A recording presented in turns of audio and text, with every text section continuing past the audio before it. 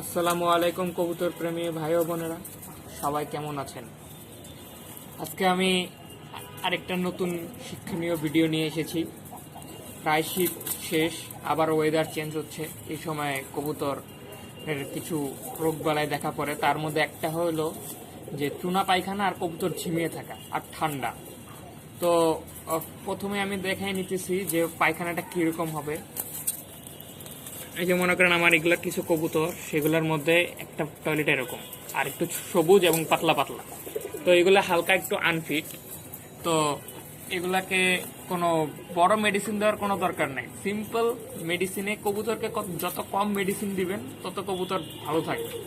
আর খাবার দাবার পরিষ্কার করলে কবুতর, আর ঠান্ডা প্রতিরোধ। কবুতরের মেইন রোগই ঠান্ডা। ঠান্ডা থেকে কবুতরের সব রোগ হয়। তো যেসব ওষুধ দিয়ে এগুলো ঠিক করানো যায় সেগুলো হইল সাধারণ ওর স্যালাইন। আর যদি আরেকটু খারাপ অবস্থা থাকে তাহলে অ্যামোডিস, ফ্লাজিল, যেভাবে করেন। তো আমি কি করি, আমার আজকে কবুতর সংখ্যা হলো 6টা। তো আমি হাফ কাপ পানি নিছি, হাফ কাপের একটু বেশি নিছি, কবুতর সংখ্যা বেশি। এই পানিতেই আমি একটা গোটা স্যালাইন গুলাবো।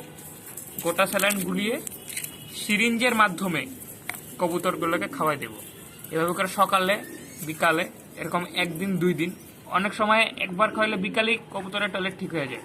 এবং স্যালাইন যে শুধু টয়লেট ঠিক করে তা না, শরীর কবুতরের দুর্বলতা, কারণ কবুতর যদি দুর্বল হয়ে পড়ে তখনই তো ওর রোগ বাড়ে। তো দুর্বলতা ঠিক রাখে, কবুতর ঝিমায় না, কবুতর ঠিক থাকে, খাবার দাবার ভালো মতো খায়।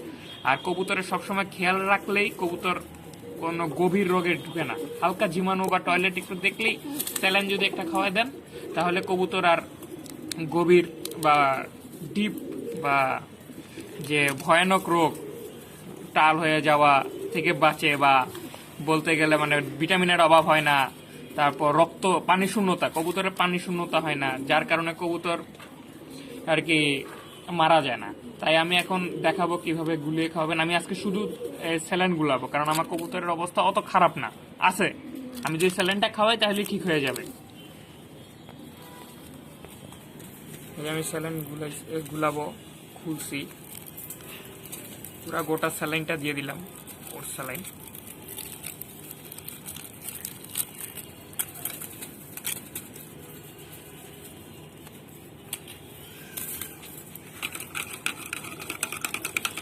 ভালো মতো নাড়তে হবে। আমার গুলানো হয়ে গেছে। এখন আমি সব কবুতরকে 20 থেকে 25 ml করে খাওয়াবো। 25 ml। এটা আমার একটা সিলভার পাঙ্খির বাচ্চা। এটার একটু হাড্ডিও বের হয়ে গেছে। তো এটাকেও স্যালাইন এবং প্রতিদিন একটা করে ক্যালটেট দিলে 3 থেকে 4 দিনের মধ্যে ঠিক হয়ে যাবে। এখন আমি কিভাবে খাওয়াবো দেখাচ্ছি। এইভাবে করে করিয়ে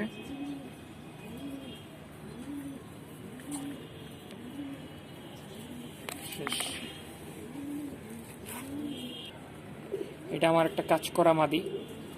এটাও হালকা একটু আনফিট, বয়স তো অনেক, তাও হালকা একটু আনফিট।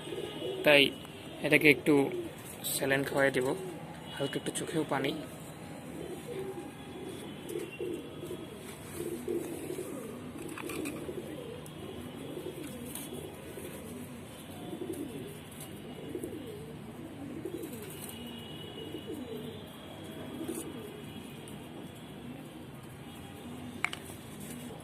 এভাবে করে সবগুলোকে খাওয়াবেন, তাহলে 2 থেকে 3 দিনের মধ্যে কবুতর সব ফিট হয়ে যাবে।